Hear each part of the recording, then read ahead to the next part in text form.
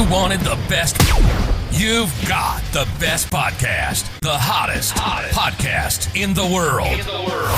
The Chris Voss Show, the preeminent podcast with guests so smart you may experience serious brain bleed. The CEOs, authors, thought leaders, visionaries, and motivators.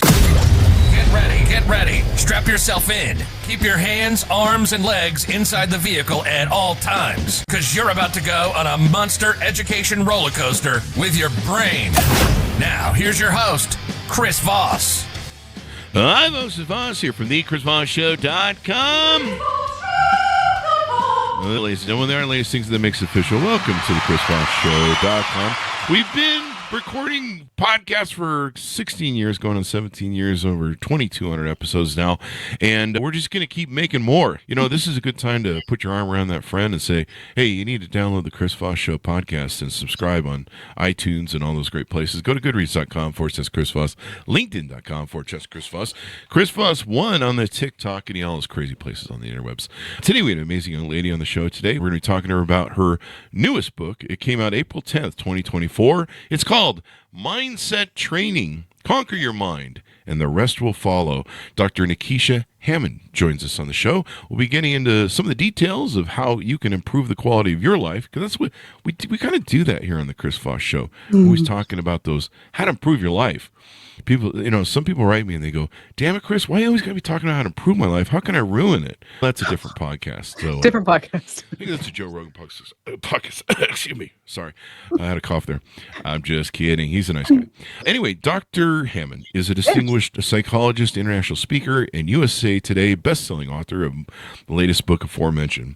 As an award-winning speaker, she is an expert in mental health, burnout prevention, and leadership development. Oh, 3 of my favorite topics. Empowering entrepreneurs and professionals to achieve mental wellness and work-life balance. My dream that someday I'll achieve. She's the founder of Hammond Psychology Associates and the host of the popular show Mental Health Moment with Dr. Hammond, where she shares practical tips for managing stress, promoting well-being. Her leadership extends beyond her private practice as well. She served as president of Florida Psychological Association and past chair for the Ryan Reese Foundation Board of Directors. Welcome to the show, Dr. Hammond. How are you? Thank you. I'm amazing. Thank you for having me. It's wonderful to have you. Man, if you're president of Florida Psychological Association, isn't that whole state under your purview, you know, the Florida man sort of thing, you know, we see in the news? We have a lot. Yeah, we typically have a lot going on in Florida. A lot going on there. Yes. Assaults and eating faces and whatever's on the news this week. So give us a .coms. Where could people find you on the interwebs?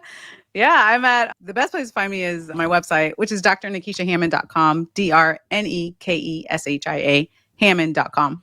So give us a 30,000 overview. What's in your new book out this year?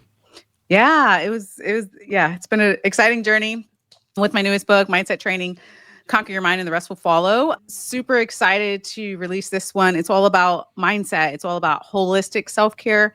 So how do you grow physically, emotionally, spiritually, and mentally? Because a lot of times when it comes to our life and our growth, we get super focused on one area, but the issue is we're whole and complete beings, right? So it's really a lot of tangible strategies that you can apply in your life and different areas of your life so that you can work on thriving as an individual. Yeah, thriving is kind of important. Last time I hear you want to be happy. It's not fun to be on the other side of being unhappy, but you know, if you work on your mindset. So how do you define mindset? A lot of people use that terminology in your purview of the book. How do you define mindset? What is that? Yeah, great question. So really, when you think about your mindset, it's the thoughts that you have on a daily basis, how you view yourself, how you view the world. A lot of the book also talks about, because of what I've seen is a lot of people struggle sometimes with worthiness issues or self-love because of your mindset. It's a thing to be more self-aware and to know that you deserve to be happy. You deserve to be emotionally healthy. You deserve those things. And for some of us, we don't feel like we deserve them, even though we do. So it's really unraveling that when it comes to your mindset. So again, you can work on showing up powerfully for yourself and for the people around you. That's good to have. I mean, you can't share or help other people if you don't have yourself fixed first or help yourself first. Yes. One thing you talk about in the book is that self-care isn't selfish.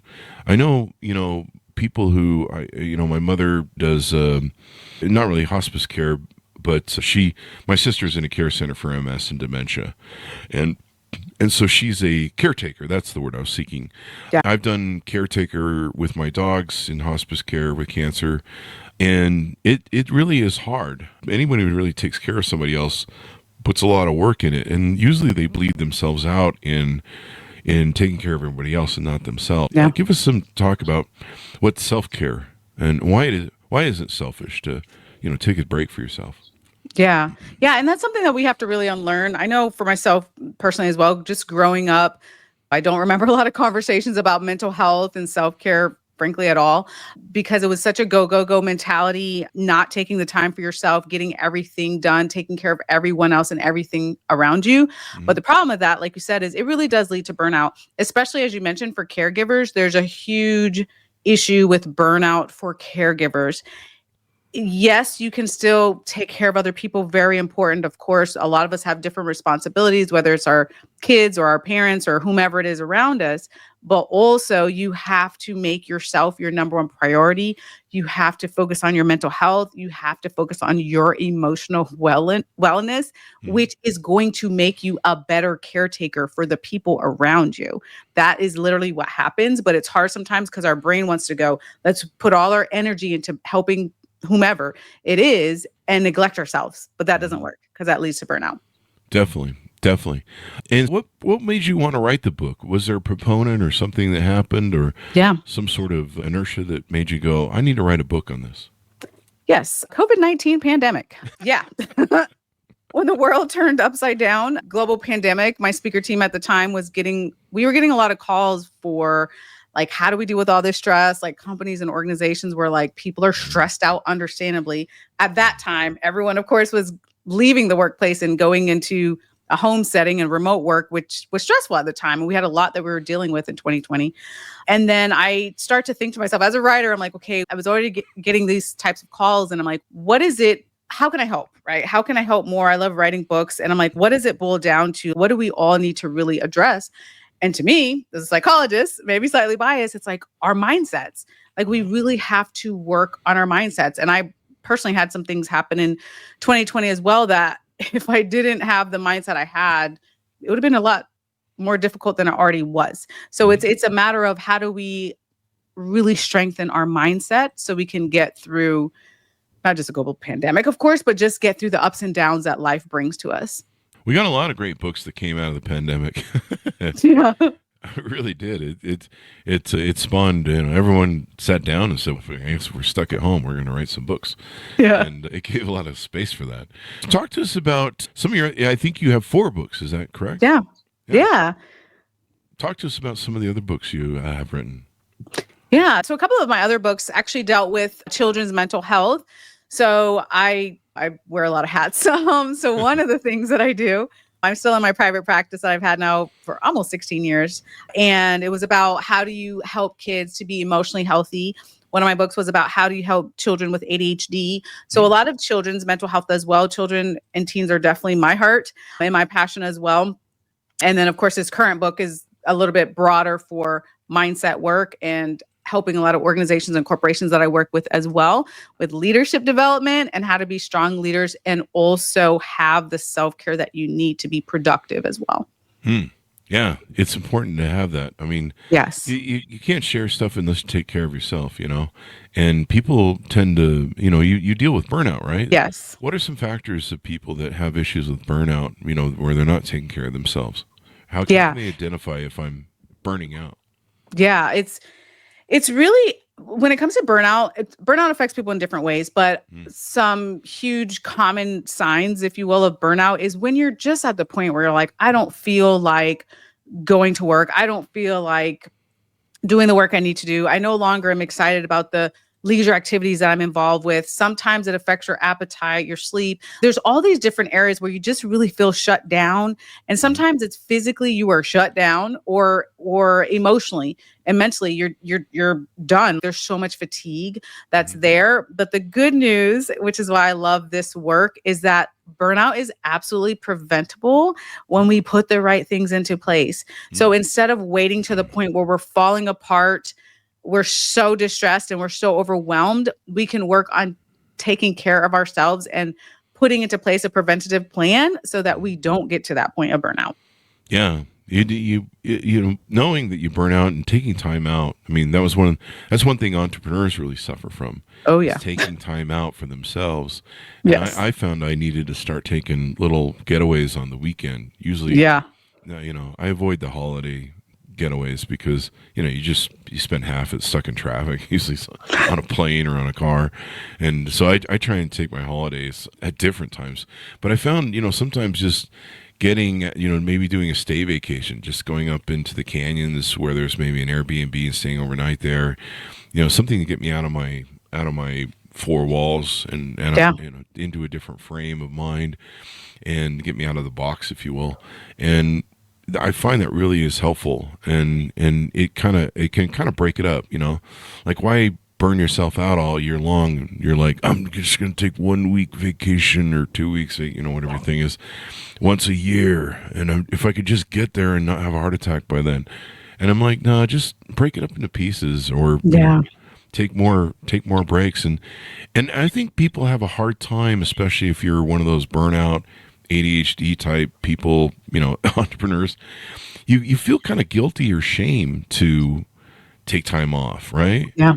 You kind of feel a little bit like, oh, I'm not being a good mother if I maybe take care of myself and eat first, you know, and spend a little private time with myself to, you know, just I've been watching these TikTok videos. It's kind of funny. They've been doing these TikTok videos where it's usually couples, and they're like, no judging or something. It's some sort of thing where we listen and we don't judge, and they're telling each other their secrets of their relationship, which is really interesting, actually, because you're like, holy shit.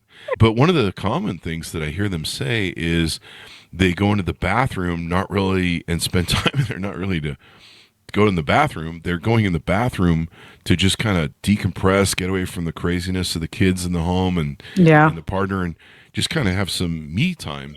Yeah. And it was funny that they were all admitting that's like a secret they all do, and they all kind of know they were doing it. So like it wasn't any sort of dirty secret, cheating or anything.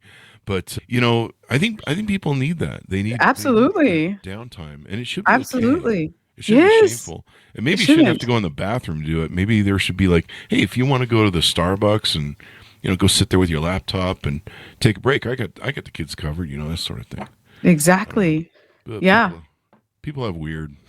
It's a real thing though. I would say that's one of the number one feelings that I've heard that people have as well, guilt. Yeah. Which again, it goes back to your mindset though, because if you feel like I am doing something wrong by taking the time for me, like you said, going up the street to the Starbucks. I love, anyways, not to plug Starbucks, but that's my little treat sometimes. Yeah. Like it takes a minute, have my tea from Starbucks, but taking those moments, even like sometimes we don't have time, and that's fine, especially as busy entrepreneurs or corporate or wherever it is that you're working. You may not have the time to take a week-long vacation, but you don't need to always take the week-long vacation for self-care. Yeah. Self-care is things as simple as, I always say, take a minute a day, the 60 seconds. If it has to be you taking yourself to the bathroom to get away from the hecticness of work or at home life, like that counts too. Take your minute, take your 60 seconds for you. And over time, you train your brain, and it really adds up. Yeah. It really starts to add up. I do way more than 60 seconds now, but I started that way because I told myself something that wasn't true, which was I didn't have time for self-care, which is a lie. It's not true. The other thing I found that worked really well for me was in the mornings trying to stay in a peace mode, especially during the summer. I'll get my coffee, I'll go sit out in the sun, and it's kind of like a multifaceted thing. So I go out there, soak up some vitamin D, start my circadian rhythms, play with my dogs. They love it when I go in the yard with them. And I usually read some meditations by Marcus Aurelius or some sort of other Stoic thing. And I try and put myself in a mindfulness set of peace. So good. And then I come to my desk, and then I turn on the computer, and then all hell breaks loose. You open your emails, and you're like, what are all these questions? And it fires and stuff. So you're just like, okay. But you feel a whole lot more prepared for the day. Yes. Mentally. Yes. And that's something I changed too a couple years ago, because I was very guilty like you. I don't know if you used to do this, but I used to wake up and literally 30 seconds after I woke up, I was on my cell phone. Like I was checking an email or I was looking at something, and I was like, and then it dawned on me. I was like, this is ridiculous. Like I cannot start my day like this. So yeah, a couple years back, the same thing. I'm like, okay, I do not hit the cell phone until I've done my gratitude practice. I'm doing my devotional. I'm doing my deep breathing. Like I need to start the day in a calmer mindset before I get to the emails and the 400 things that I need to be doing. And it is life-changing to change your morning routine. It really is. And you mentioned the gratitude stuff. I mean, yes, having that, gratitude sort of moment. Yes. I do that in the mornings, and then usually I'm just grateful to get some coffee. Nothing wrong with that. Yeah. This is the most wonderful coffee in the world. I'm a bear in the morning. People will die if they bother me for the first 5 hours. 5 hours. Half a day, something like that. Don't mess with me before I haven't had my coffee. But, I remember I had a girlfriend once, and she was a morning person. I'm not a morning person. And she would, as soon as she woke up, she would be bouncing out of that bed and going. Me, I'm roll back and forth a while, snooze, and crawl out of bed like a zombie crawling out of a grave, sort of thing. I am not the morning person. But I remember she was just buzzing, but she could never enjoy a quiet, peaceful moment. Like on Saturday, I'd be like, let's lay in bed, on Saturday and watch some TV and cuddle and, just kind of, it's Saturday or, even Sunday. And she couldn't do it. Like she was just, and I'm like, you're 5 kids with you, you're going to have a really hard time. But she was one of those people who was always like, my kids will never act like that when she sees other kids in the store. And I'm like, shit, I can't marry you because your kids will be like that. Anybody who says their kids won't be like that, there's a curse, I think, that gets invoked at that point. Is that true? Yeah. Different when you become a parent, for sure. Let's get into some of the services that you offer and things you do on your website. I see you do some speaking, you've got your podcast, and other work that you do.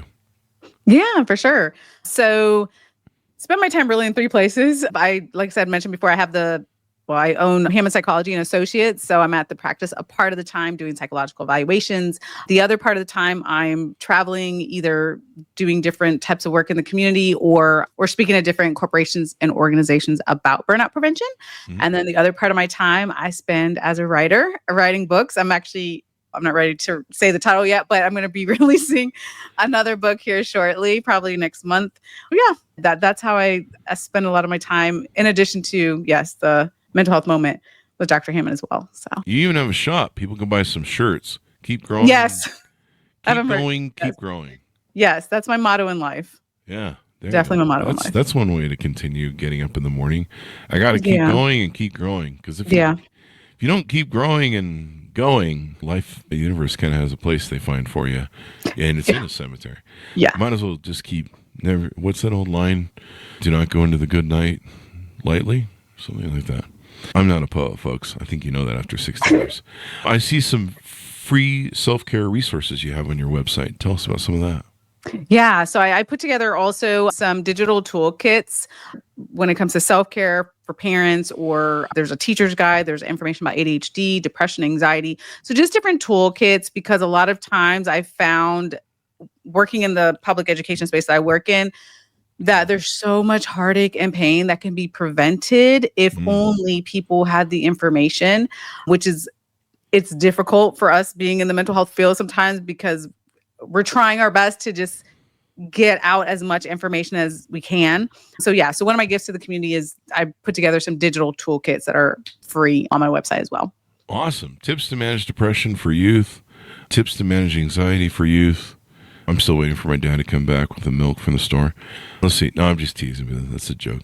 Gaming joke. Gaming jokes are now callback on the Chris Voss Show. Parent self-care toolkit. That's probably really important. You know, I mean, one thing I always hear from moms is, and I think we were guilty of doing this to our mom, it was like, mom. I've heard Yeah. moms, I go in the bathroom and they've got their fingers on the door, they're banging on Yes. the door. I can't get a moment to myself. Yeah. My girlfriend's the same way. This is the same thing. I don't know what that means. Anyway, let's see. Self-care tips for teachers. That's a big deal. My mom was a teacher for 25 years. Nice. And my sister. And that was hard. That's a lot of hard work. And It they is. were doubling her class sizes all the time. Wow. It was like, I think they doubled their classes so big they couldn't fit them in the room. I don't know. That's just a joke. Tips to manage ADHD for youth. I might want to pick that one up. Yeah. I had my ADHD down, and then with old age, everything kind of slowed down. So I got it under control. And then I started testosterone treatment therapy, replacement therapy a year ago. And man, it all came back. Interesting. Squirrel. Yeah, it was really interesting. I had everything. I had all that anxiety, all that ADHD down. I was like, calm and Wow. I just don't really give a shit because I'm old and I don't care anymore. And then the testosterone kicked in, and Wow. it's back. Wow. So, squirrel. Self-care tips for youth toolkit and self-esteem for youth. A lot of these seem geared towards youth. Do you work with a lot of people in their youth? Yeah. So when I'm at the practice, I do work with youth. I work with all ages, but also youth. When I do evaluations for ADHD, learning disabilities, depression, anxiety, those types of evaluations. So yeah, for sure. Mm-hmm. Yeah. Learning disabilities. You ever been on Twitter?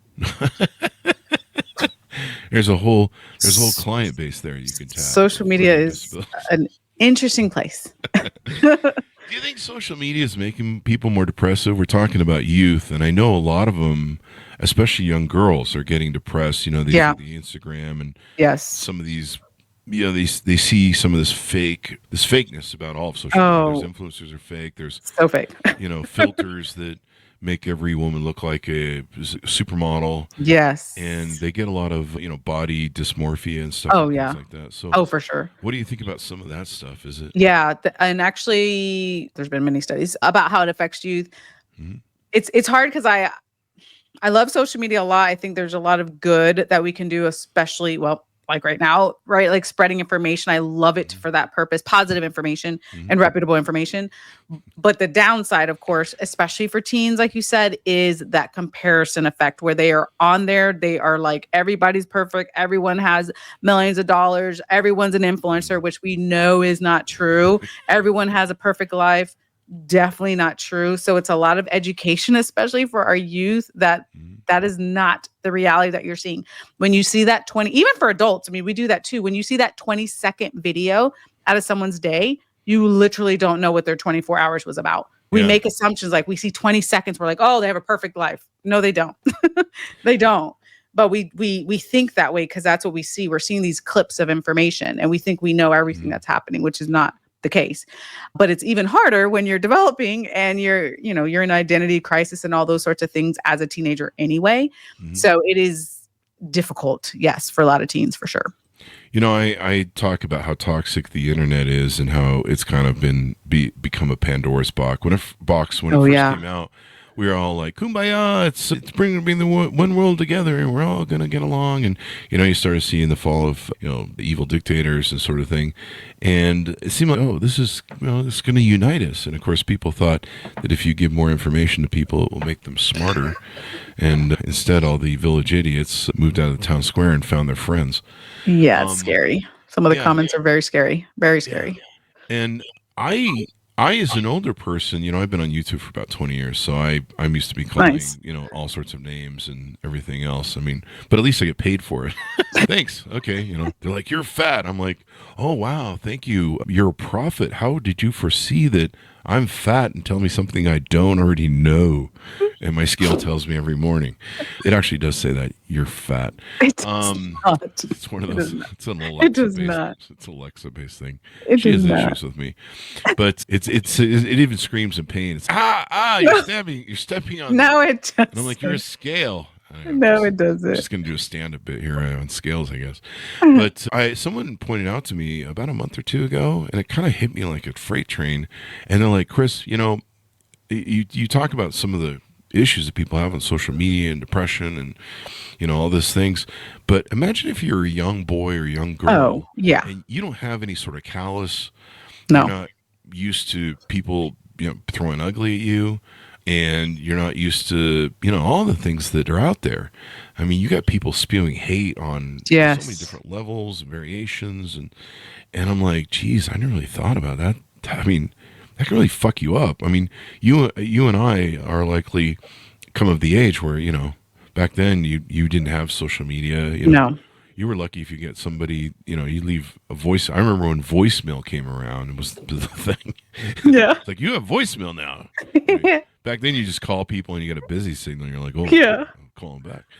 And, so a lot of technology's changed, but we were able to grow up and develop our esteem and our egos without all that crap. And so I can't imagine just growing up in that world, but that's why our Generation X was the greatest generation. Anyway, I just want to point that out. So any of your thoughts on any of that I just was rambling? Yeah, no, it's a real thing, like you said, and you're absolutely right. It is unfortunate when it comes to cyberbullying, for example. It's 24/7, right? Mm-hmm. So a lot of kids, which I highly don't recommend as an aside, sleep with cell phones in their room. They're on their phone half the night or throughout the night. People are, like you said, spewing the hate. It's so much to take in. You have, hopefully, they're also focusing on school and, other things that are important to them. But in addition to that, there's this extra added layer of the cyberbullying, which is a huge issue as you're trying to develop and understand who you are as a person and your sense of self. So all of that is a lot to deal with, which is why it's important. And I'm a huge advocate for mentors in the community. It's not necessarily just the people in their households, but it's also the community. We have to rally together as a community and help our youth and make sure that we're advocating for them, because it is a different world that they're living in. Like you said, when for us, it was school. Maybe someone said something mean, you went home, that's it. No, It's not like that anymore. It's 24/7. They have their phones. They have the internet. Yeah, it's 24/7. You could settle down on the playground. That's what you would do. You'd be like, you call me what? Maybe there needs to be a virtual punch in the face you can do to people. No, we don't advocate violence on the show. No. We just do the jokes. The jokes. See a psychologist if you need help there. No violence. So as we go out, give people your .coms, tell people where they can reach out to you and find out more about utilizing your services, ordering books, et cetera, et cetera. Yeah. So the best place is my website. It's drnekeshiahammond.com, DRNEKESHIA, Hammond.com. Thank you very much, Doc, for coming to the show. We really appreciate it. Hey, does this look infected? No, I'm just kidding. That's my favorite doctor joke. I do at parties. No. If I bump into doctors out in the wild or at parties or something, I'll be like, hey, can I show you some? I think it's infected. And they look at me like, are you serious? Like now? I'm at a party. No. I'm just kidding. No. This is my favorite doctor joke. Anyway, thank you for coming to the show. We really appreciate it. Thank you. Thank you so much for having me. And thanks a lot for tuning in. Go to goodreads.com/Chris Voss, LinkedIn.com/Chris Voss, Chris Voss one, the TikTokity, and all those crazy places on the internet. And thanks to LaShawn Huntley. My apologies if I pronounced that wrong. Thanks for sharing this important information. We certainly appreciate the comment. Thanks for tuning in. Be good to each other. Stay safe. We'll see you next time.